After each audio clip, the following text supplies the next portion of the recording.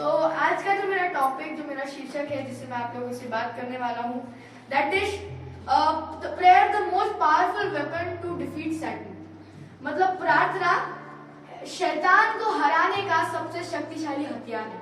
कितने लोग इस बात पर विश्वास करते हैं? Do you believe?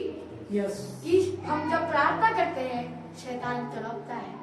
शैतान हमारी प्रार्थनाओं को सुन नहीं सकता क्योंकि उसे नहीं पसंद जब हम अपने परमेश्वर के पास जाते हैं। और प्रार्थना का मतलब क्या होता है, ये सारी बातों को आज मैं आपके सामने रखने जा रहा हूँ। जैसे आप सभी को पता है कि प्रार्थना हमारे जीवन का एक पार्ट है। जैसे हमारे जो बॉडी पार्ट्स है, जैसे हाथ है, नोज एंड ऑल, प्रार्थना भी हमारे जीवन का एक महत्वपूर्ण हिस्सा है। क्या है? It's a part of our life, एक हिस्सा है। सभी को पता है हम अपने जो थॉट्स होते हैं, अभी आपको कोई आपके जीवन में कोई दुख होगा, आपको बहुत ज्यादा अजीब फील हो रहा होगा, अनईजी फील हो रहा होगा, बहुत सैड फील होगा, तो आप क्या करते हैं? आप अपने पेरेंट्स, अपने मम्मी और पापा के साथ, भाई बहनों के साथ, अपने बेसिकली सबसे ज्यादा तो अपने मम्मी और पापा के साथ क्या करते हैं? उस थॉट को शेयर करते हैं। क्योंकि सबको पता है कि जब एक बच्चा कोई में होता है, कोई परेशानी में होता है, तो उसके लिए सबसे पहले उसके पिलर कौन होते हैं? उसके मम्मी और पापा। कौन होते हैं? मम्मी और पापा। तो हमारा पिता कौन है? हमारे पापा कौन है? परमेश्वर। तो हमें भी अपने जो थॉट्स है, हमारे जो विचार है, जिससे जो हमें परेशान कर रहे होंगे या फिर हम बहुत तकलीफ में होंगे, ये सारी बातें परमेश्वर बनाने चाहिए। जानते हैं क्यों? तो परमेश्वर उद्धार देने वाला, चंगाई देने वाला और रिलीफ देने वाला इकलौता परमेश्वर। आप भले ही जो आपके सामने मुश्किल परिस्थितियां आ जाती होगी, अब हम कई बार डर जाते हैं, कई बार ऐसा हो जाता है कि हमारा विश्वास क्या हो जाता है? कमजोर पड़ने लगता है। बट स्टिल आपका विश्वास कमजोर होना हो और परमेश्वर आपके साथ है। व्हाट ही वांट्स कि आपका जो विश्वास उसके ऊपर है वो कभी हिलने ना पाए, कभी डगमगा ना पाए। और आपको अगर पता होगा कि मेरे को एक एग्जांपल याद आ रहा है कि अगर आप परमेश्वर के साथ में हैं, उसके निरंतर आप प्रार्थना करते हैं, उसके ऊपर विश्वास करते हैं और आप प्रार्थना में उससे रोज बातचीत करते हैं, आप बातचीत में उसके कांटेक्ट में रहते हैं, उसके करीब रहते हैं, मैं आपको कहना चाहता हूँ आपके जीवन में मुश्किलें कितनी आ जाए, पर परमेश्वर पिता है जो आपकी मुश्किलों को लड़ेगा, आपके लिए he will fight for you. आपकी मुश्किलों से वो लड़ेगा और जब परमेश्वर ही आपकी लड़ाइयों को लड़ता है, विजय आपकी तरफ है। आप लोग इस बात को बिलीव करते हैं कि शैतान को हराने वाला हमारा परमेश्वर है? शैतान भी हमारे परमेश्वर से डरता है। क्या करता है? शैतान को भी पता है कि मैं उसको नहीं हरा सकता, वो हमें तब तक नहीं हरा सकता जब तक परमेश्वर हमारे साथ है।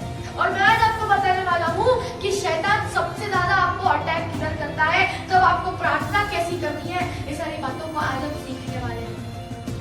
उससे पहले मैं आपको बताना चाहता हूँ, जब आपको पता होगा एक व्यक्ति था जिसको परमेश्वर ने बचाया था। स्टार्टिंग में जब बाढ़ आई थी तो परमेश्वर ने बोला था उसको नाव बना, एंड वहाँ पे कितने लोग, कौन था वो? नूह था।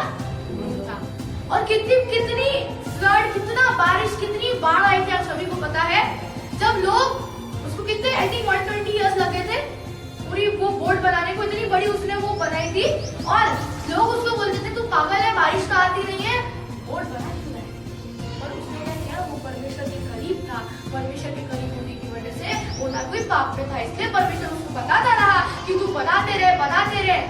उसने बनाई। जब उसकी नाव कंप्लीट हुई तब क्या किया? परमेश्वर ने ऊपर से भी नीचे से भी पानी बरसाना शुरू किया। तब लोग चिल्लाते रहे, तब लोग बोलते रहे कि हमें भी ले ले, पर उन्होंने नहीं लिया। क्यों? क्योंकि दरवाजे अब परमेश्वर ने बंद कर दिए। मैं आपको बताना चाहता हूँ वो बाढ़ इतनी तेज थी कि नूह का जहाज भी डगमगाने लगता था। लेकिन जब परमेश्वर ने बोला है कि मैं तेरे साथ हूँ, परमेश्वर का वायदा था कि तुझे सुरक्षित रखूंगा, तो मैं आपको बताना चाहता हूँ जब भी नूह की जहाज डगमगाने लगती थी, मेरा विश्वास है कि नूह परमेश्वर का हाथ आके उसकी जहाज को सीधा कर देता था। मैं आपसे कहता हूँ जब आप डगमगाएंगे उसका हाथ होगा जो आपका सहारा बनकर आपके साथ खड़ा रहेगा। बोलो अय्यूब, बोलो शदक मेशक अबेदनगो को बोलो, इनको तो आग से परमेश्वर ने बचा लिया था। वो धलकती भट्टी में भी अगर इनको कुछ नहीं हुआ, क्यों? नबूकदनेस्सर भी, वो राजा, वो खुद तंग आ गया था, वो खुद परेशान था। हमने कितने लोगों को डाला था? डाला कितने लोगों को था? हमें 4 कौन दिख रहे? क्योंकि 4, चौथा और कोई नहीं, हमारा जीवित परमेश्वर था जो इसने अपने खुद उनको बचा रखा। बोले यीशु मसीह की जय। हम परमेश्वर को धन्यवाद देते हैं। आइए, हमने बहुत सारी जो बेस था हमारा बना लिया है। Now let's learn what exactly Bible says. क्या कहती है बाइबल कि हमारा हथियार जो प्रार्थना, हमारा हथियार कैसे है, हम कैसे प्रार्थना से शैतान को हरा सकते हैं।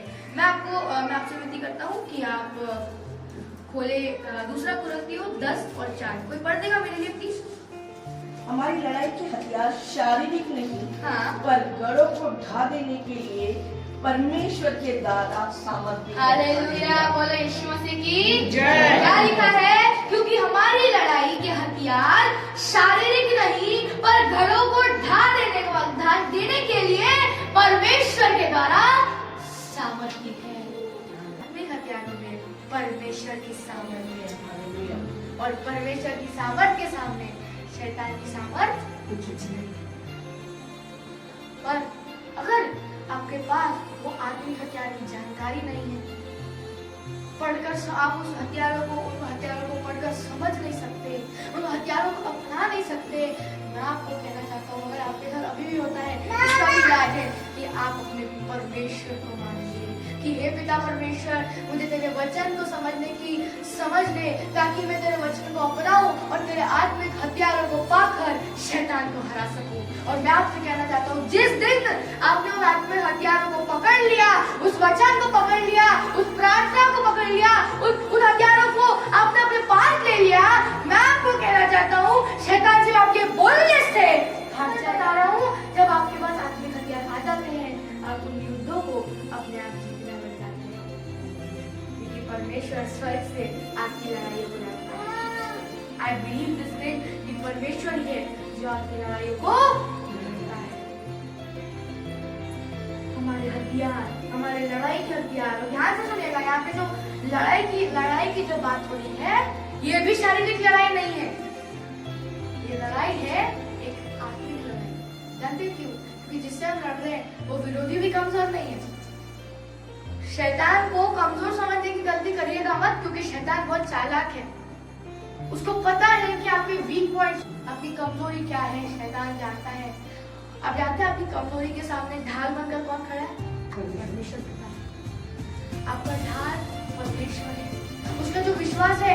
अगर आप इफिसियों 6 पढ़िएगा, वहाँ पे फुल आर्मर ऑफ गॉड, मैंने फेसबुक में लाइव किया था कि आर्मर ऑफ गॉड में क्या क्या सारी चीजें आती है। मैं आपको बताना चाहता हूँ, वहाँ लिखा है कि विश्वास आपकी ढाल है, उद्धार आपका टोप है। और जानते हैं आपके जीवन में जो लड़ाइयों की बात मैं कर रहा हूँ क्या है? बीमारी, फाइनेंशियल प्रॉब्लम, इन हर चीजों का सलूशन है हमारे प्रार्थना। क्योंकि जिससे हम प्रार्थना करते हैं वो क्या है? वो प्रोवाइडर है। वो क्या है? हमें प्रोवाइडर, हमें देने वाला परमेश्वर है। हमारे मांगने से पहले वो जानता है, हमारे सोचने से पहले वो जानता है, हमारे बोलने से पहले, हमारे मांगने से पहले परमेश्वर जानता है कि उसे क्या चाहिए। परमेश्वर आपकी सब इच्छाओं को पूरी करता है। इनफैक्ट अगर हम आज सांस भी ले रहे हैं, ये नया दिन, इतना सुंदर दिन देख रहे हैं, संडे को हम यहाँ चर्च में उपस्थित है, बैठे हैं, किसकी मर्जी से? परमेश्वर की मर्जी से। अगर होना चाहे तो इस दुनिया में एक पत्ता भी नहीं, ये हवाएं, हमारा उठना बैठना सब उसकी मर्जी के लिए है, उसकी मर्जी से होता है। परमेश्वर आपकी सारी नीड्स को, आपकी सारी जरूरतों को पूरा करता है। बदले में वो सिर्फ इतना चाहता है कि आप प्रार्थना करें और उसके करीब रहें, क्योंकि परमेश्वर को यही चाहिए कि आप उसके संगति में रहे, उसके पास रहे। परमेश्वर को बड़ा अच्छा लगता है जब उनके बेटे और बेटियां उसके पास आते हैं, उससे बातचीत करते हैं। परमेश्वर बहुत खुश होता है, और जब परमेश्वर खुश होता है तो उसकी खुशी की आशीषें आपके जीवन में वो भेजता है। हमारे जीवन में आशीषें आती है अगर हम परमेश्वर को खुश रखते हैं, उसके करीब रखते हैं। उसको कुछ नहीं चाहिए, He just wants कि आप उसके करीब रहे। जो आपकी प्रार्थना है वो दिन प्रतिदिन मजबूत बनती जाती है। परमेश्वर आपको खुद मदद करता जाए। एक रोमन्स में लिखा है कि अगर जहाँ आपको बोलना रहेगा, पवित्र आत्मा गाइड करेगा कि कैसे बोलना है। लिखा है, रोमन्स में लिखा है क्या बोलना है, कैसे बोलना है। पवित्र आत्मा गाइड करता है कहाँ बोलना है, कैसे बोलना है। जब आपकी प्रार्थना कहते हैं, छोटे बच्चे भी दो शब्द में प्रार्थना करते हैं, परमेश्वर उन प्रार्थनाओं को भी सुनता है। पूरे मन से प्रार्थना करनी है। और जब आप प्रार्थना करते हैं, आपने पढ़ा होगा वचन मत्ती में लिखा है, मार्क या मत्ती में कि प्रार्थना करो तो पूरे विश्वास के साथ प्रार्थना करो। और विश्वास क्या होना चाहिए कि जो प्रार्थना में मांग रहे हो वो आपके लिए पूरा हो गया है। यह आपका विश्वास होना चाहिए। वचन बाइबल में लिखा है, शायद प्रीच किया था आपने, power of faith. I don't know, I think मैंने यूट्यूब पे किया था प्रीच, पावर ऑफ फेथ। और ये पावर ऑफ फेथ में मैंने बताया था कि विश्वास में इतनी सामर्थ होती है, विश्वास में कई इतनी सामर्थ होती है कि आपको जो प्रार्थना करनी है, प्रार्थना में विश्वास करो कि जो प्रार्थना कर रहे हो वो सुन ली गई। तो विश्वास करने से होता है कि परमेश्वर सचमुच आपकी प्रार्थनाओं को सुन लेता है। परमेश्वर सचमुच आपकी प्रार्थनाओं को सुन लेता है। इसलिए आपका जो हथियार है, जिसे शैतान डरता है, थर-थर कांपता है, वो है प्रार्थना। जब परमेश्वर से आप प्रार्थना करते हैं, शैतान उस प्रार्थना से डरता है। बोलो यीशु मसीह की जय। आज ये जो वचन मैं आपको बता रहा हूँ, जब मैं खुद भी इस वचन को पढ़ रहा था, मुझे बहुत सारी चीजें इस वचन से सीखने को मिली। जब हम आगे बढ़ते हैं, मैं आपसे कहना चाहता हूँ, आपको लेके फर्स्ट फेलोशिप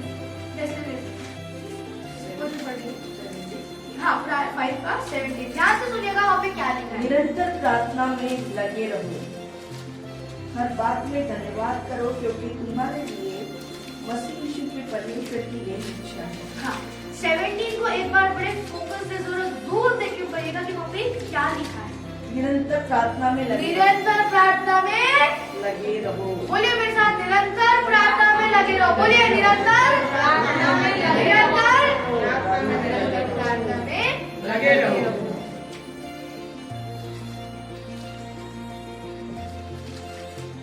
परमेश्वर का धन्यवाद देते। जानते हैं यहाँ पर ये वचन लिखा है थेस्सलुनीयंस में कि जान सुनिए कि निरंतर प्रार्थना करते रहो। क्या करते रहो? प्रार्थना करते रहो। प्रे विदाउट, इंग्लिश में लिखा है प्रे विदाउट सीजिंग, बिना रुके निरंतर प्रार्थना करते रहो। क्या करते रहो? प्रार्थना करते रहो। जानते क्यों? क्योंकि जब आप निरंतर प्रार्थना करते हैं, तभी आपके ऊपर अटैक होने से बचते हैं। क्योंकि जब आप प्रार्थना करते हैं, आप परमेश्वर के करीब हैं। जब आप परमेश्वर के करीब हैं, तब आप सुरक्षित हैं। अगर आपने प्रार्थना करके, आपको लगता होगा प्रार्थना करके छोड़ दिया, मैं सुरक्षित वैसे नहीं। जहाँ समय मिले वहाँ प्रार्थना करो, जहाँ मौका मिले वहाँ प्रार्थना करो। क्योंकि जब आप प्रार्थना में रहते हैं, आपकी बहुत धीरे धीरे परमेश्वर आपके आजू बाजू खड़ा कर देता है। ये मेरे करीब है, करीब होना बताते हैं। सिर्फ इसलिए नहीं कि हमें सुरक्षित रहना है इसलिए हमें प्रार्थना करनी चाहिए। मैं आपको बता रहा हूँ, जब आप प्रार्थना करते हैं तो आपके जीवन का सबसे खूबसूरत समय बन जाता है। क्योंकि परमेश्वर के करीब रहना, उसकी संगति में रहना, उससे बढ़िया समय आपको कहीं नहीं मिलेगा। अच्छा, आप एक बार रह के देखिए, प्रार्थना करके देखिए। जब आप एकदम, आप जानते हैं, जब तल्लीन हो जाते हैं ना प्रार्थना में, आपको खुद समझ में जाएगा समय कितना बीत जाता है। क्योंकि मैंने एक्सपीरियंस किया है, मेरे मम्मी पापा ने एक्सपीरियंस किया है। हम लोग एक बार चेन प्रेयर कर रहे थे, कब 1.5 या 2 घंटे बीत गए वो पता नहीं चला। क्योंकि जब आप प्रार्थना में करते हैं, प्रार्थना में रहते हैं, तब आप एक संगति में, एक तल्लीनता में रहते हैं। मैं आपको बताना चाहता हूँ, आपने सभी ने भी एक्सपीरियंस किया होगा, प्रार्थना करते समय जब आप प्रार्थना करते जाते आपको खुद को बहुत आनंद मिलता है। क्योंकि आपका मन भी खाली होता है, आप अपने परमेश्वर के साथ वो थॉट शेयर भी करते हैं। मैं आपसे कहना चाहता हूँ, अगर आपके मन में विश्वास है ना, तो उसी समय जब आपने वो शब्द बोला, परमेश्वर आपकी प्रार्थना को सुनने वाला परमेश्वर है। प्रार्थना करोगे तब तक शैतान तड़पता है।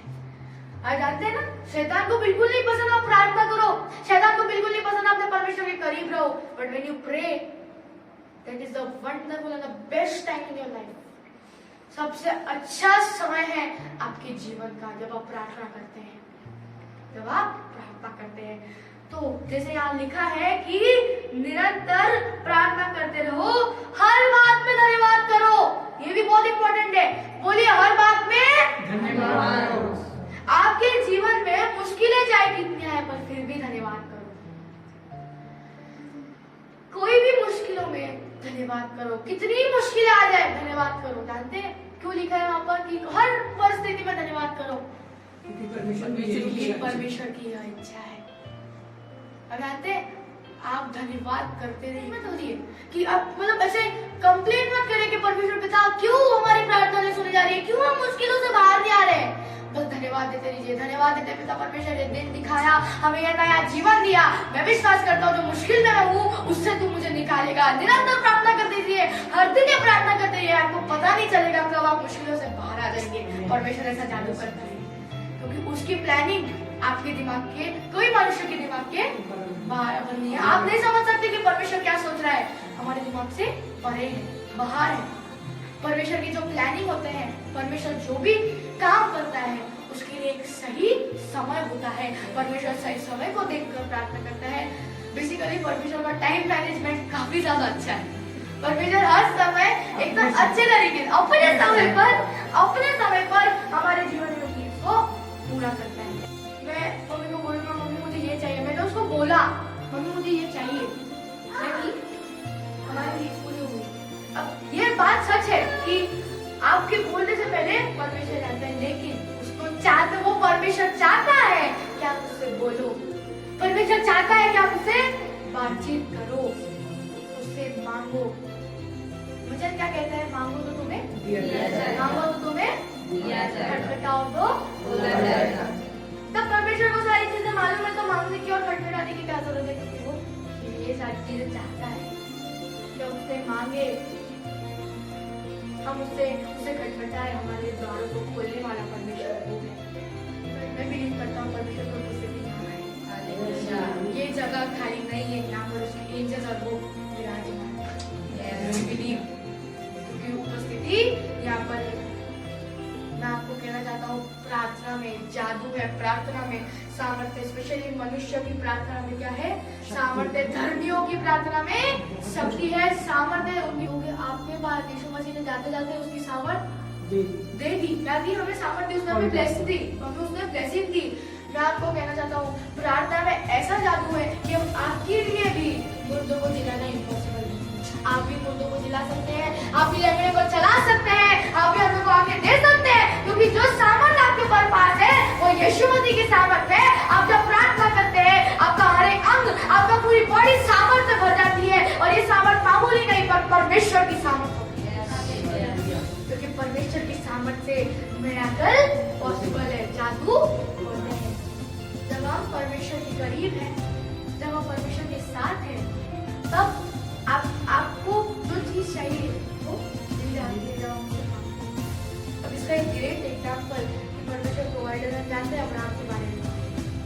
इज़ाक की कुर्बानी देते समय, पूरा डिटेल नहीं बताऊंगा, लेकिन एक छोटा सा एग्जाम्पल कि इज़ाक की जब वो कुर्बानी दे रहा था, परमेश्वर की आवाज आती है कि मत मार, और बेटी तो अब तैयार है तो खाली कैसे छोड़े। उसके लिए भी परमेश्वर एक क्या कर देता है, एक बेटा एक बलि के लिए तैयार कर देता है।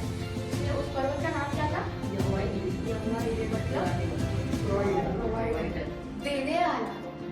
देने वाला परमेश्वर, जो हमारी सारी नीड्स को पूरा करता है। सीखते हैं जब अब हम प्रार्थना तो कर रहे हैं, पर कहीं ना कहीं जानते हैं शैतान सबसे ज्यादा अटैक आपके ऊपर क्या करता है, आपके थॉट्स के ऊपर, आपके विचारों के ऊपर।